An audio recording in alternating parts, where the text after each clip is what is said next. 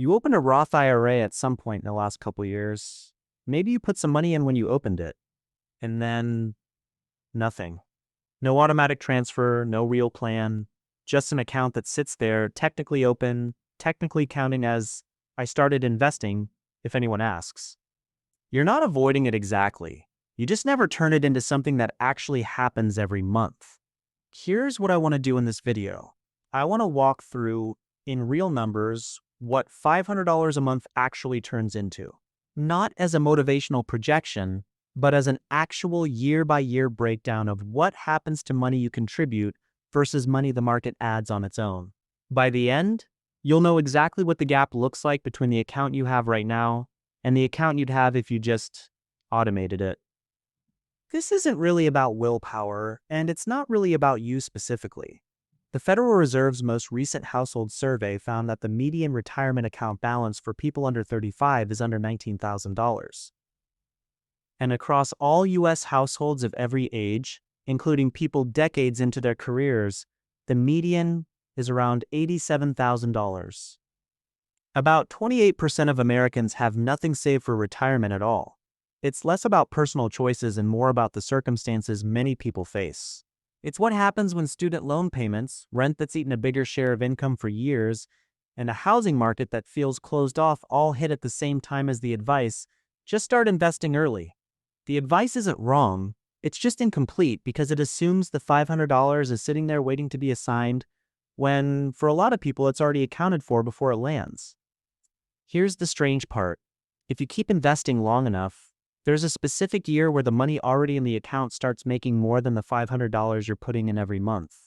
Most people never calculate when that crossover happens. So let's run the numbers and see exactly when the account starts pulling more weight than your monthly contribution. Before we get to those numbers, think about where that $500 usually goes right now. If you're like most people, it's probably spread across a bunch of things that seemed completely reasonable at the time.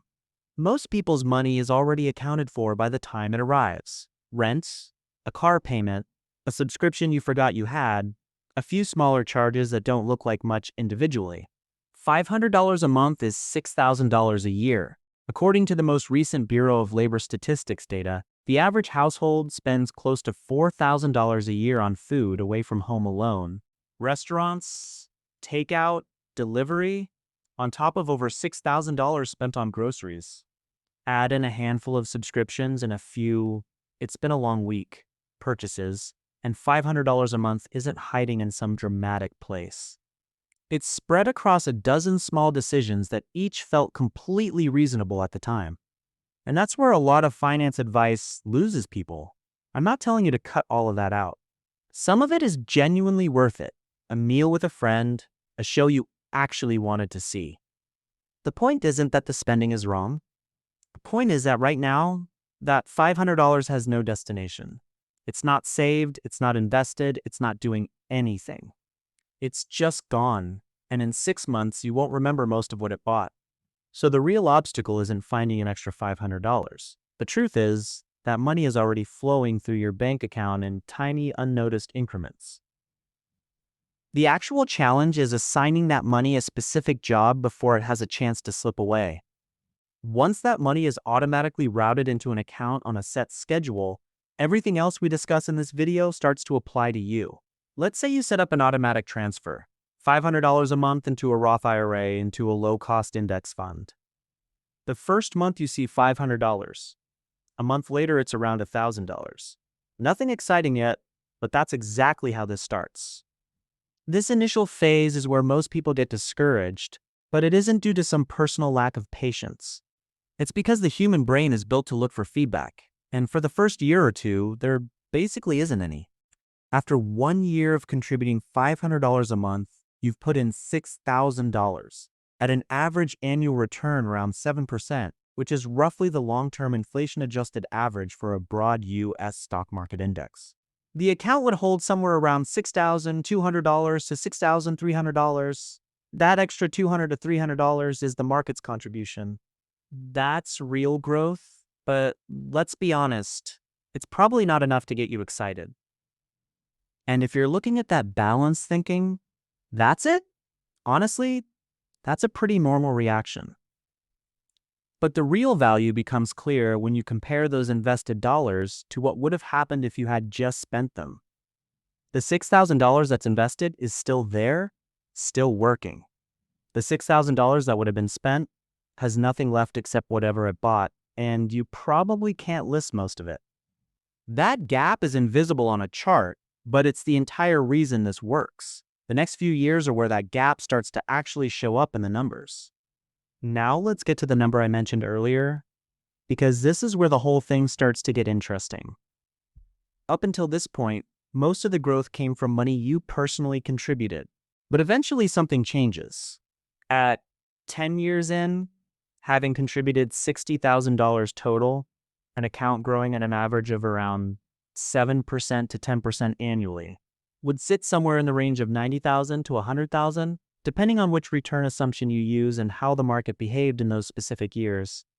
Here's the actual number that matters. At $100,000, growing at even a conservative 7%, the account generates about $7,000 in a single year from growth alone, without you adding anything. Your contribution that year is $6,000. For the first time, the account is producing more on its own than you're putting into it. Nobody tells people when this happens because it's not a dramatic moment. There's no notification. The balance just crosses a line, and from that point forward, the money already in the account is doing more of the work than the money you're adding. This doesn't mean you stop contributing. You still should. It means the $500 a month stops being the main engine and starts being more like fuel for an engine that's already running. And the years after this point are where the gap between started and didn't start becomes the size of a house down payment, not a vacation. And this is exactly why the timing matters more than most people realize. To see how much this timing actually matters, let's compare two investors. One who starts at age 26 and another who waits just 2 years, starting at 28. Projected out to age 60, that tiny 2-year delay creates a surprisingly massive divide. Assuming a standard 7% annual return, those missed initial contributions and the lost decades of compounding leave the late starter with $30,000 to $40,000 less by retirement. The catch is, you will never receive a bill for that missing $30,000, and no one is going to alert you to what you missed out on. That money simply won't exist in your account, even though it easily could have if you had taken action just 2 years sooner. But here is the reassuring part. You don't need a time machine, and you don't need to start over from scratch. Even if you missed those early years, your account is still waiting, your fund options are still ready, and the only adjustment you need to make is setting up that automatic transfer. Instead of worrying about the years you missed, let's look at the incredible leverage you still have over the next few decades. If you commit to this and run the numbers out over a full 30-year horizon, your $500 a month adds up to $180,000 of your own money. At a conservative, inflation-adjusted 7% return, compounding turns that principal into a nest egg of $550,000 to $600,000. And if we look at the historical 10% nominal average before adjusting for inflation, that same account could cross the $1 million mark. While that is a massive range, since no one can predict exactly how the market will behave over 3 decades, the underlying mechanics remain identical. Your $180,000 multiplies because your early contributions do the heavy lifting, not because of any complex moves you make down the road. The money you put in during those first few years simply has decades longer to compound and generate its own growth. The strange reality of investing is that the real payoff happens so far in the future that it can feel like you are saving for a complete stranger. But that stranger is you, just older and incredibly grateful that you took action today. This growth won't feel life-changing on a daily basis. It quietly builds wealth in the background while you focus on living your life. So if you are ready to stop thinking about this and actually put it into practice, here is your direct, step-by-step plan. Log into your brokerage account, whether it's Fidelity, Schwab, Vanguard, or any other platform, and set up a recurring monthly transfer. Keep in mind, it doesn't have to be $500.